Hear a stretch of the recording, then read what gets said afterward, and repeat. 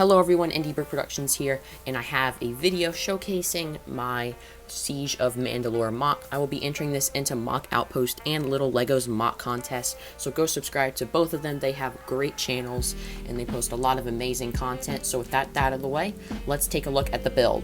So kind of taking a look at the actual front of the building here, we have the clones entering Mandalore on this side, and then we have some Mandalorians entering the battle right there.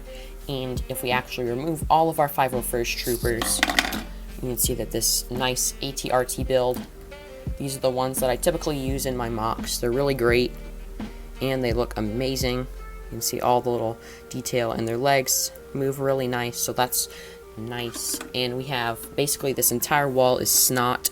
Use a lot of these wedge bricks right here, and that just looks really nice to make these kind of gray and light gray patterns. And then we have the typical Mandalore window, which looks really cool.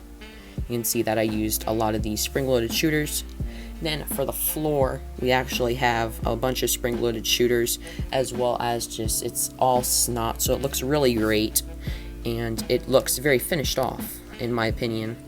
We also have our Mandalorian right here, and if I spin the MOC around this way, I have that little flashlight in there for effect. But if we actually take that out and I'll spin it around, you can see that we have a little hole in the wall right there with a bunch of upside down bricks, and it just looks really good. And you can see two 501st troopers kind of entering right there. You have this really nice looking column which uses snot techniques like that. You can see the little jumper plate, and all of these bricks connect onto there like so, and it gives this nice kind of column design. Now that we're in this kind of underground section, it's a little bit dark, but you see that same kind of wedge pattern down there, and we have the hole right here, as well as this is kind of like a little docking bay area for our Mandalorian. And yeah, that's pretty much all down there. I'll show you a big feature over here. You can see some of the gears, but I actually want to move up to the second story first. Now that we're actually here on the second story, you can see these really nice big glass windows, which are very typical in Mandalore, as well as this one Death Watch Mandalorian kind of jumping down into the battle that was down there. And on this side, this is probably one of my favorite techniques in the MOC. I have this 501st trooper with like this big bazooka gun right here, and it's actually firing into the wall. And if I actually take a closer look at that, this is like a one missile with a bunch of these ice cream pieces to kind of look like smoke. Then I used little branch pieces that kind of connect into the interior of it, and that just looks really good. And I have all of these little pieces looking like it's exploding out of the wall, as well as all these awesome looking flames that just add to that extra bit of detail. And you can see we have two more glass windows right there, as well as the entrance to the throne room. Now that we're inside of the throne room, we have Obi-Wan Kenobi in his Mandalorian armor right here. He looks really good, and he's about to face off Pre Vizsla. Now I don't have the Pre Vizsla minifigure, so I kind of made my own. He's using Draco Malfoy's hair, this Darksaber, as well as a paper-made cape, which is pretty close to the actual Lego one. And if we actually remove both of them, you can see that there's just a little red carpet on the floor right there, as well as this nice little throne. So the throne can be removed like so.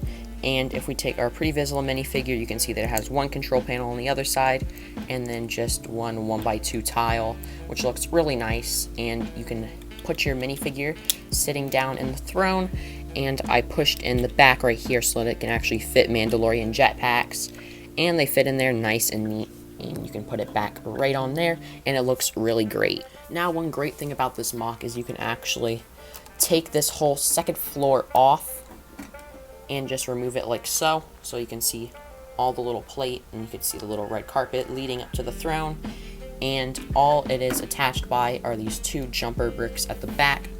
So let me show you that feature I was talking about earlier. So if we move back down and we actually spin the MOC around to this little side, you can crank this thing right here, and the door will actually open up to reveal what's inside. So the way I did this was I put these gears on the side of the door, and basically this cranks the little gear right there, and then the little teeth on the other end, just kind of grind against it and push it up. And I just think that is amazing, because if you actually see in Mandalore, there's like a giant gate that opens up to kind of like lead into kind of like the shipyard, and then you can see like Obi-Wan standing right there. So that just looks really good. And you could also open it manually, but it does look really cool like this.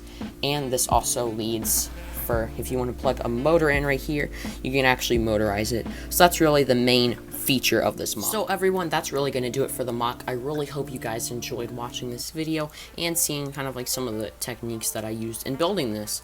And I hope the judges enjoyed Little Lego and MOC Outpost. So go check those guys out once again. And this is also the last night to enter if you guys wanted to know, if you're watching from my channel but aren't subscribed to them. So do make sure to subscribe to them. And if you're new to my channel from their channels, make sure you subscribe to me, because it would be greatly appreciated. And I just wanted to thank you guys so much for 259 subscribers. Like, we have gained 100 subscribers over the past 2 weeks. That is just insane. Like, it's just amazing, and I just can't thank you guys enough. So thank you for all of our new subscribers, and I just really appreciate it. So with that all done, Indie Brick Productions is out, and may the brick be with you.